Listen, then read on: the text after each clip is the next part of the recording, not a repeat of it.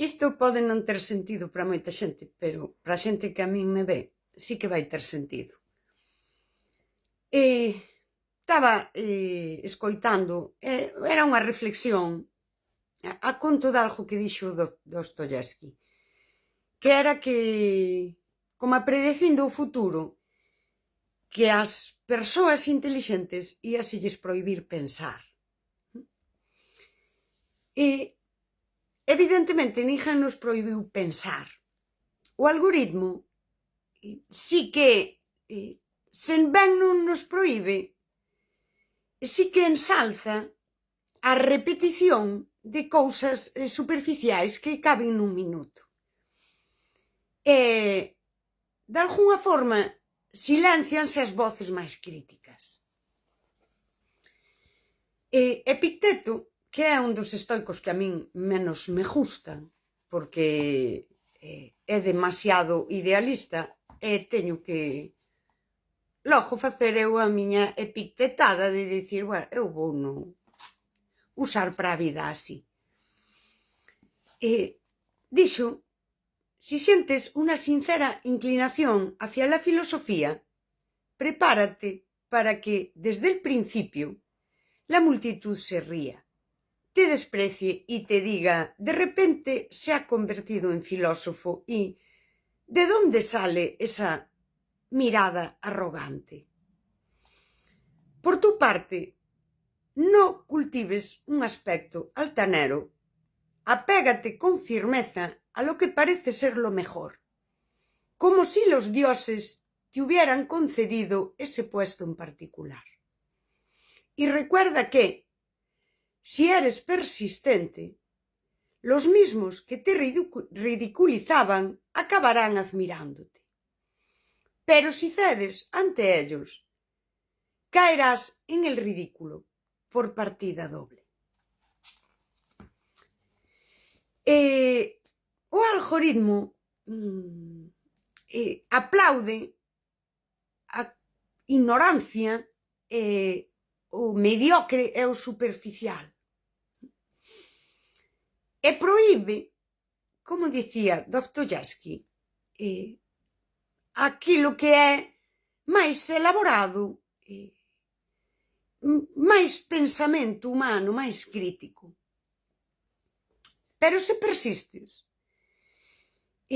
poderás atopar xente que si é elaborada e que si agradece iso, e ti agradecerás tamén saber que non estás tan tola.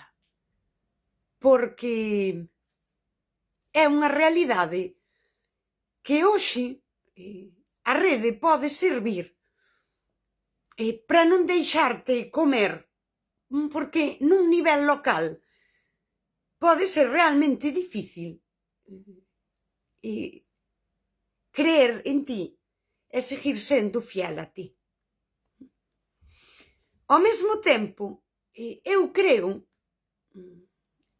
e aquí é onde eu collo Epicteto e digo que a mí me dá a gana, que non sei se ten que ver, pero inspírame o estoicismo del, cando esas persoas formadas, lidas, con discursos intelectuais que parecen ter certo nivel,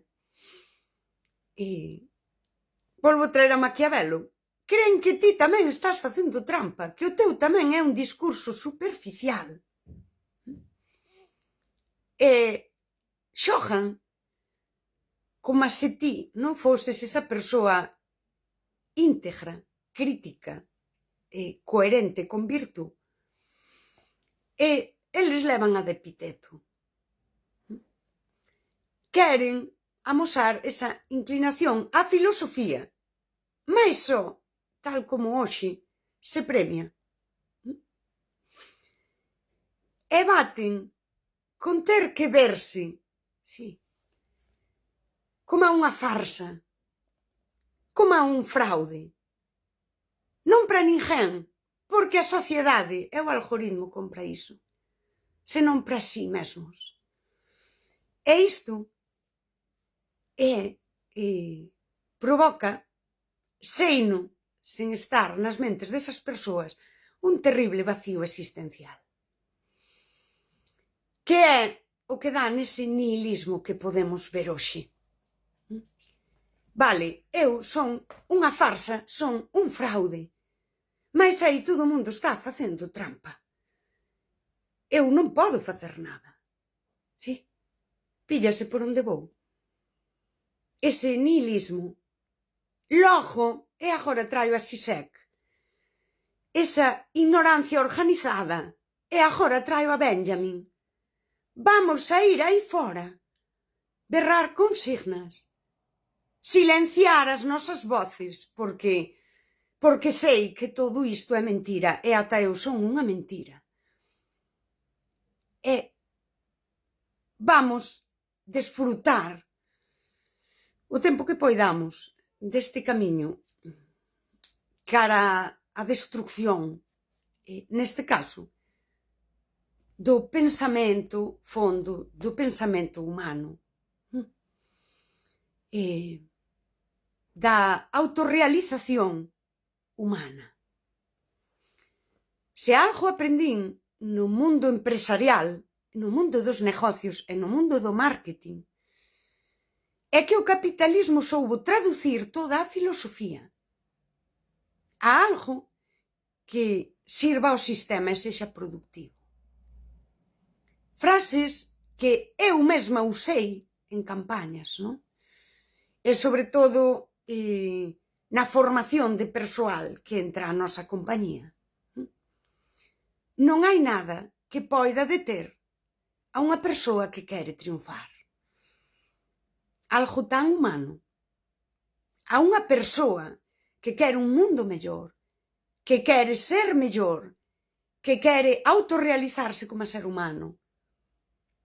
Mas eu estive no mundo da empresa e eu dixen isto. Alguén que quere producir, que quere que na folla de Excel aparezan os números que lle darán un rappel a final de ano. E vas producir para esta compañía. Porque nada pode deterte. Sí. O capitalismo absorbe a nosa humanidade. O capitalismo non é malo, é necesario. Pero hai que falar máis de afectos, de sentido existencial e da nosa propia humanidade.